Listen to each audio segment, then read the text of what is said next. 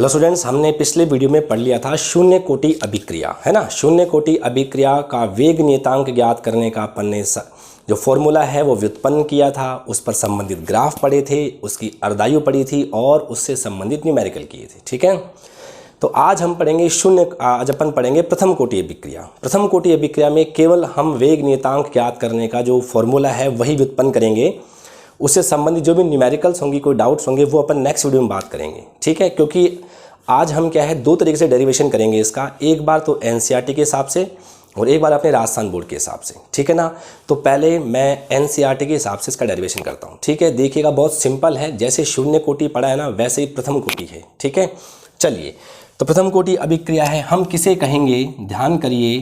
ठीक है, कोई क्रिया कारक है, किस में बदल रहा है, उत्पाद में। ठीक है, तो किसे कहते हैं प्रथम कोटि अभिक्रिया? ऐसी अभिक्रिया जिसमें अभिक्रिया का वेग, ऐसी अभिक्रिया जिसमें अभिक्रिया का वेग क्रिया कारक की सांद्रता के प्रथम घात के समानुपाती होता है। क्रिया कारक की सांद्रता के प्रथम घात के समानुपाती होता है। जैसे देखिए, मैं इस अभिक्रिया को वेग के पदों में कैसे लिखूंगा, d/dt कंसंट्रेशन ऑफ r। जैसे मैं r लिखूंगा साइन माइनस का लगाऊंगा, अभिक्रिया का वेग हो गया, समानुपाती किसके होगा, अभिकारक की सांद्रता के प्रथम घात के। इसे अपन क्या बोलेंगे, शून्य कोटि, अपन इसे क्या बोलेंगे, प्रथम कोटि अभिक्रिया। ऐसी अभिक्रिया जिसमें अभिक्रिया का वेग क्रिया कारक की सांद्रता के प्रथम घात के समानुपाती होता है। ठीक है, फिर अगले स्टेप के अंदर में क्या होगा, मैं इस समानुपाती को हटाऊंगा तो मुझे कुछ ना कुछ कांस्टेंट लगाना होगा। मैंने लगा दिया के यहाँ पर क्या है, वेग नियतांक है। और ये हमारी समीकरण कौन सी कहलाती है, अवकलित समीकरण कहलाती है। क्या कहलाती है ये, प्रथम कोटि अभिक्रिया की अवकलित समीकरण। ठीक है, अगले स्टेप में मैं क्या करने वाला हूँ, ठीक है ना, dt को वहाँ लेके जाऊँगा और r को यहाँ लेके आऊँगा। ठीक है, तो क्या हो जाएगा k.dt। अगले स्टेप में मैं साइन को वहाँ ले जाऊँ, मैं कुछ ऐसा कर दूँ dr/r equals to minus k.dt। यहाँ तक कोई दिक्कत? अब अपन करेंगे समाकलन करने पर। ठीक है, दोनों तरफ क्या करेंगे, समाकलन करेंगे, तो क्या हो जाएगा dr/r इक्वल्स टू माइनस के तो कांस्टेंट है, समाकलन किसका होगा, dt का। इसका समाकलन करेंगे तो क्या आएगा, ln r equals to minus K T plus C, समीकरण नंबर 1। इसका समाकलन करेंगे तो आएगा natural log r, K constant है, dt का t आ जाएगा, प्लस अपन क्या लगाएंगे, नियतांक लगाएंगे। ठीक है, अब देखिए वापस से जैसे अपन ने पिछली बार किया था, यदि t बराबर 0 सेकेंड है तो हमें इस ये जो r है ना, इस r को हमें क्या लिखना पड़ता है, r0 लिखना पड़ता है, क्योंकि प्रारंभिक अभिक्रिया का जो वेग होता है उसमें r तो होता ही नहीं, क्योंकि ये तो अंतिम सांद्रता है, ये होगी प्रारंभिक सांद्रता। तो जैसे ही मैंने समीकरण में t का मान रखा 0, तो मुझे इस r को क्या लिखना पड़ेगा, r0। बात ठीक है, तो c का मान कितना आ जाएगा, ln r0, समीकरण नंबर 2। तो c का मान समीकरण नंबर 1 में रखने पर, ठीक है, रख दें तो क्या हो जाएगा, ये ln r है, ये ln r, यहाँ पर ये है माइनस के टी प्लस ये c क्या है आपका, ln r0 है। बोलो यहाँ तक कोई दिक्कत? मैं क्या करूँगा, इसको मैं यहाँ लेके जाऊँ, इसको वहाँ ले आऊँ, तो क्या हो जाएगा, K T equals to ln r0 minus natural log r। यहाँ से क्या हो जाएगा, अपॉन में आ जाता है, क्योंकि natural log r0 upon r, क्योंकि हमें पता है फॉर्मूला होता है log m minus log n बराबर होता है log m अपॉन n। ये नेचुरल लॉग ही तो है बेसिकली, है ना। अगले स्टेप में मैं इस नेचुरल लॉग को लॉग में बदलूंगा तो क्या आ जाएगा, K T equals to 2.303 log r0 upon r, और यहाँ से k निकालेंगे तो क्या हो जाएगा, 2.303 अपॉन में t log प्रारंभिक सांद्रता अपॉन अंतिम सांद्रता। ये हमारा जो फॉर्मूला है ये निकल गया है प्रथम कोटि अभिक्रिया के वेग नियतांक का समाकलित समीकरण। समाकलित समीकरण ध्यान ये रखना है, जो r0 है ये तो है आपकी प्रारंभिक सांद्रता, ठीक है, और जो ये r है ये है आपकी अंतिम सांद्रता, अंतिम सांद्रता। बोलो कोई दिक्कत? बात सही है ना। तो यहाँ तक क्या हमसे डेरिवेशन करवाया जाता है, कई बार बोर्ड में आया हुआ है, कई बार आता रहेगा। ठीक है भाई, क्या बोलते हैं, प्रथम कोटि अभिक्रिया के वेग नियतांक का समाकलित समीकरण व्युत्पन्न कीजिए। यहाँ से स्टार्ट करना है, यहाँ पे खत्म कर देना है। सिंपल है, बहुत सिंपल है। ठीक है, अब देखिए यहाँ से अपन क्या कुछ ग्राफ बनाएंगे। ठीक है, सबसे पहले अपन इसी से स्टार्ट करते हैं। ठीक है, देखिएगा मैं इसको तो यहीं रखता हूँ और इसको मैं यहाँ ले जाऊँ तो देखना क्या होगा। केस फर्स्ट देखेंगे ग्राफ के लिए। ठीक है, तो ये कुछ ऐसा नहीं आ जाएगा, log r naught upon r equals to cross multiply KT upon 2.303। बोलो होगा नहीं होगा? होगा ना। बस अब यहाँ से अपन ग्राफ खींचें, अगर यहाँ से अपन को ग्राफ बनाना है तो ये हो जाएगा log r naught upon r और t में ग्राफ खींचें तो ये आएगी स्ट्रेट लाइन। बोलो आएगी नहीं आएगी? और जो इसका ढाल होगा, इसका जो ढाल होगा वो होगा k अपॉन 2.303। बोलो होगा नहीं होगा? क्योंकि ये समीकरण कौन सी बन गई, इसको मैं पूरे को y मान लूँ, ये पूरा क्या हो जाएगा y, ये वाला क्या हो जाएगा m और t क्या है x। तो y इक्वल टू mx क्या होता है, एक सीधी लाइन आती है। तो log r naught upon r और t के मध्य ग्राफ खींचेंगे तो एक स्ट्रेट लाइन आएगी। बात सही है, ये पहला ग्राफ हुआ। दूसरा ग्राफ देखते हैं अपन। ठीक है, अब अपन इसको देखते हैं ये चीज़। ठीक है, यहाँ से केस नंबर सेकंड। ठीक है, ये क्या है, y equals to minus mx plus c। बोलो है कि नहीं है? तो यहाँ से अगर अपन ग्राफ खींचेंगे तो देखना कैसा आएगा आपका। यहाँ से मैं किस में ग्राफ खींचूंगा, मैं ग्राफ खींचूंगा ln r यानी नेचुरल लॉग और r और t में ग्राफ खींचूंगा। ठीक है, तो ये आएगा ऋणात्मक ढाल आएगा इसका, क्योंकि जो ये है यहाँ से लेकर यहाँ तक का जो है ये क्या हो जाएगा आपका ln r हो जाएगा। ठीक है ना। और जो ये इसका ढाल है, ये इसका जो ढाल है वो क्या हो जाएगा, माइनस के हो जाएगा, माइनस के। बोल होगा नहीं होगा? समीकरण हो जा गई आपकी, क्योंकि अपन इसको यूँ खींचते थे, y और x में ग्राफ खींचते थे अपन, तो ये यूँ आता था, यहाँ से लेकर यहाँ तक का ये c, और जो ये ढाल होता था दैट इज़ माइनस m होता था। बात ठीक है कि नहीं है?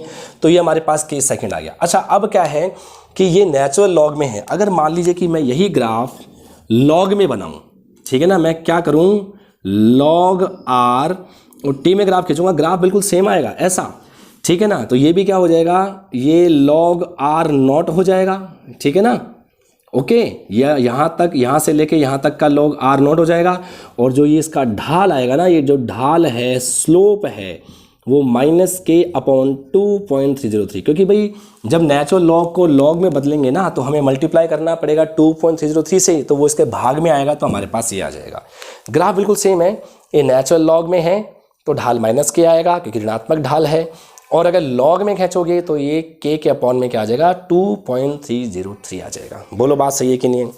तो ये जो है ये आपका अकॉर्डिंग टू NCERT प्रथम कोटि अभिक्रिया के लिए वेग नियतांक का फॉर्मूला है और 3 इसके ग्राफ हैं। बहुत सिंपल है। यहाँ से ग्राफ बना, यहाँ से ग्राफ बना और इसी से ये वाला ग्राफ बन गया। ठीक है, अब अपन चलते हैं राजस्थान बोर्ड पे। ठीक है, चलिए अपन अपने बोर्ड के हिसाब से करेंगे। ठीक है ना, हालांकि आप किसी भी तरीके से डेरिवेशन कर सकते हो, इसमें कोई प्रॉब्लम नहीं है। ठीक है ना, हमारा मेथड ठीक होना चाहिए, ये है, लेकिन फिर भी क्या है, बोर्ड के हिसाब से भी हमें आना चाहिए।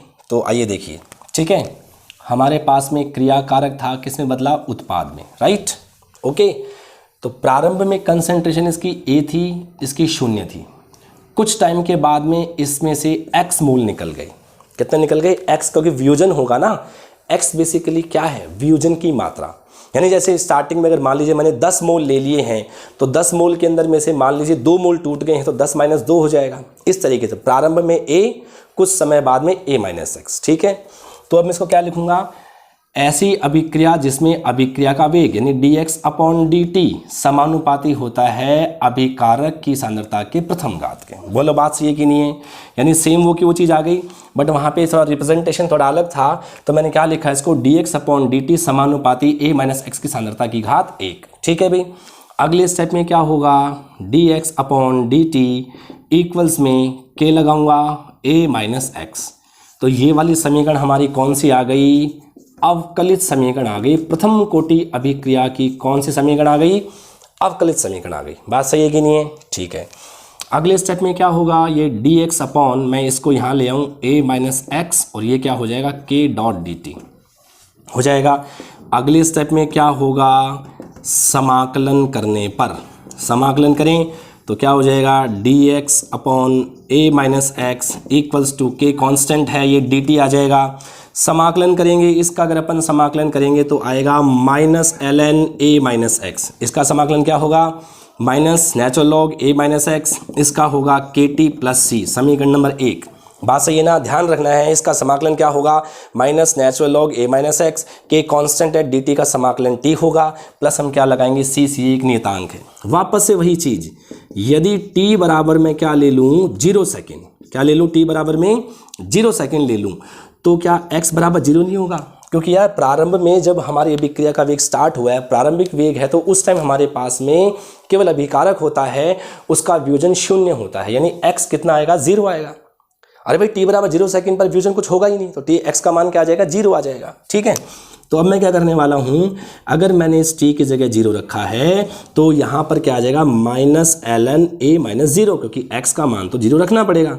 तो हमारे पास c का मान कितना आ जाएगा, माइनस नेचुरल लॉग a, समीकरण नंबर 2 आ गया। ठीक है भाई, तो जो c का मान है मैं क्या करने वाला हूँ, c का जो मान है समीकरण नंबर 1 में रखने वाला हूँ। ठीक है, c का मान समीकरण नंबर 1 में रखने पर, ठीक है, तो क्या होगा देखना, ये हमारे पास है natural log a minus X equals to, ये हमारे पास है kt प्लस, इस c की जगह हमें क्या रखना है, minus natural log a, minus natural log a। ठीक है, सॉल्व करेंगे इसको तो कुछ ऐसा आ जाएगा, ये kt, ये माइनस का ln a। ठीक है भाई, यहाँ तो कोई दिक्कत, इसको मैं यहाँ ले जाऊँ तो ये माइनस का प्लस में हो जाएगा, तो हमारे पास क्या आएगा, kt equals to natural log a minus natural log a minus X. बात सही ना, क्योंकि ये नेगेटिव वाला क्या हो जाएगा, पॉजिटिव, और ये ऑलरेडी आपका नेगेटिव है ही, तो हमारे पास में क्या आएगा, kt इक्वल्स टू, यहाँ से हम क्या करेंगे,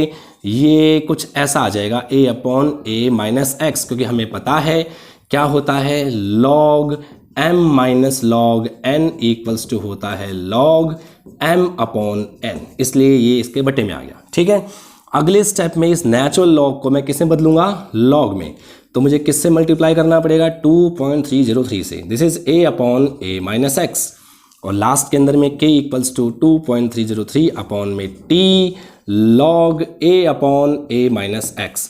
this is the formula of rate constant of first order reaction, यानी ये आ गया आपके पास में प्रथम कोटि अभिक्रिया के वेग नियतांक का समाकलित समीकरण, समाकलित समीकरण आ गया। बात सही है। अब देखिए बात वही निकल के आती है, ठीक है ना। ए आपका क्या है, प्रारंभिक सांद्रता, मान लीजिए 100 है। एक्स क्या है, व्यूजन की मात्रा, मान लीजिए कि 20 है, तो 20 इसका मतलब 100 में से 20 को घटाते तो क्या हो गया 80। भाई ये 100 है, एक्स कितना टूटा 20%, यानी कि 20 आ गया, तो 100 माइनस 20 80। तो वही तो बात हुई, प्रारंभिक सांद्रता अपॉन अंतिम सांद्रता, यानी एनसीईआरटी वाले डेरिवेशन के अंदर में यहाँ पे हम माइनस करने के बाद जो वैल्यू आती है उसको लिख देते हैं, और अपने इस बोर्ड के अंदर में क्या है कि कितना टूट रहा है उसको भी अपन यहाँ पर इसको रिप्रेजेंट कर देते हैं। बस बात ये है, एक्स व्यूजन की मात्रा है, ठीक है भाई। तो ये आ गया हमारे प्रथम कोटि अभिक्रिया के वेग नियतांक ज्ञात करने का समाकलित समीकरण। मेरे ख्याल से आपको यहाँ तक समझ में आ गया होगा, ठीक है ना। अब अपन आगे बढ़े। अब यहाँ से अपन वापस से क्या करेंगे, अपन क्या करेंगे, ग्राफ बनाएंगे, ठीक है। तो सबसे पहले इसी से बनाएंगे, केस फर्स्ट, ठीक है। तो क्या होगा, इसको मैं वहाँ ले जाऊँ तो हमारे पास क्या आ जाएगा, log A upon A minus X equals to K T upon 2.303। बात ठीक है ना। तो यहाँ से अगर मैं इसका ग्राफ बनाऊँगा तो देखें क्या आएगा, log A upon A minus X, और यहाँ पे टी में ग्राफ खींचूंगा तो ये आएगी एक स्ट्रेट लाइन। बोलो आएगी नहीं आएगी, ठीक है ना। और इसका जो ढाल होगा, इसका जो ढाल होगा वो होगा k अपॉन 2.303। कहीं को डाउट? पिछली बार एनसीईआरटी में हमने इसको क्या लिखा था, इसको लिखा था log r0 अपॉन r। तो बात तो वही है, सेम वो का वही ग्राफ आया है। बात ठीक है ना। ये हमारा पहला वाला केस हो गया, ठीक है। अब अपन चलते हैं केस नंबर सेकंड पे, ठीक है। आइए केस नंबर सेकंड अपन कौन सा करेंगे, ये हमारे पास है, देखेंगे ये हमारे पास समीकरण आई थी, ठीक है। तो मैं क्या करने वाला हूँ, देखो आपके पास आया था minus natural log A minus X equals to K T minus natural log A. मैं क्या करूँ, सबके साइन चेंज कर दूँ। तो क्या होगा, यहाँ से हो जाएगा natural log a minus X equals to minus K T plus natural log a। तो आपको लगता नहीं कि ये जो समीकरण है ये बन गई है y equals to minus M X plus C. तो अगर मैं ग्राफ खींचूंगा किसमें, ln a माइनस एक्स, नहीं इसमें नहीं, मैं ग्राफ क्या खींचूंगा इसके अंदर में, देखें, हाँ बिल्कुल, मैं ग्राफ खींचूंगा natural log a minus X और t में ग्राफ खींचूंगा तो ये कुछ ऐसा आएगा। और जो यहाँ से लेकर यहाँ तक का है, ठीक है ना, अंतःखंड जो यहाँ से लेकर यहाँ तक का है that is ln a natural log a, और जो इसका जो ढाल है वो क्या आ जाएगा, माइनस का k आ जाएगा। देखो बिल्कुल सेम वो का वो आया है। मैंने पिछली बार इसको क्या लिया था, इसको नेचुरल लॉग r लिया था और इसको मैंने क्या लिया था, नेचुरल लॉग r0 लिया था, बाकी सेम ग्राफ आया था। बात सही है। अब सेम वो की वो चीज़ है। अब यहाँ पर अगर मैं इस नेचुरल लॉग को लॉग में बदल दूँ तो हमारे पास जो केस थर्ड आएगा, ठीक है ना, वो कुछ वो केस थर्ड मैं थोड़ा यहाँ लिख लेता हूँ, ठीक है ना, क्योंकि ये आपको आ तो चुका होगा, पूरा समझ में आ गया, डेरिवेशन नहीं यहीं बना देता हूँ, ठीक है, छोटा सा। तो अगर मैं इसको यहाँ देखता हूँ तो मैंने इसको क्या कर दिया है, ये आपका केस नंबर थर्ड है, ठीक है। इस नेचुरल लॉग को मैंने बदल दिया किस में, लॉग में, लॉग a माइनस एक्स, और टी में ग्राफ वही नेगेटिव स्लोप आएगा। यहाँ से लेके यहाँ तक का ये क्या है, लॉग a है, और जो ये ढाल है, ठीक है, नेगेटिव आया ना, ये जो ढाल होगी, ठीक है, ये क्या आ जाएगा, माइनस के अपॉन 2.303। तो बेसिकली दोनों सेम चीज़ें हैं, है ना, बस उसको ड्राइव करने का तरीका अलग है। बहुत आसान है, प्रैक्टिस करिएगा इसके एक दो बार खुद से, रफ कॉपी के अंदर में इसको ड्राइव करिएगा, क्योंकि ये अक्सर आता रहता है, ठीक है। और बात करते हैं न्यूमेरिकल्स की, तो न्यूमेरिकल्स में इस पर बेस्ड न्यूमेरिकल ये फॉर्मूला हमारे पास है, ये वाला फॉर्मूला है, ये वाला फॉर्मूला है, इन दो फॉर्मूले पे कोई ना कोई न्यूमेरिकल आता है। और तीसरी एक होती है अर्धायु, ठीक है ना। तो एक बार आज के इन दोनों के अच्छे से प्रैक्टिस कर लीजिए, ठीक है। फिर क्या है कि जो फिर अपन जो नेक्स्ट वीडियो बनाएंगे ना, उसमें इस प्रथम कोटि अभिक्रिया जो फर्स्ट ऑर्डर रिएक्शन है, इसकी हाफ लाइफ निकालेंगे, अर्धायु निकालेंगे, 3/4 आयु निकालेंगे, और इससे संबंधित न्यूमेरिकल्स करेंगे, कुछ डाउट्स करेंगे, ताकि आपको अच्छे से पूरा का पूरा क्लियर हो जाए। क्योंकि मैं पहले भी कहता आ रहा हूँ आपको कि अगर थ्योरी क्लियर करनी है तो न्यूमेरिकल आना चाहिए, और न्यूमेरिकल हमारे तभी क्लियर होते हैं जब हमारी थ्योरी क्लियर होती है। दोनों आपस में दूसरे के कॉम्प्लीमेंट, दोनों पूरक हैं एक दूसरे के, ठीक है ना, सिक्के के दो पहलू हैं, तभी हमें पूरी केमिस्ट्री आएगी, ठीक है। अच्छे से पढ़िएगा, रिवाइज करिएगा, ठीक है। अपन नेक्स्ट वीडियो मिलते हैं। Thank you.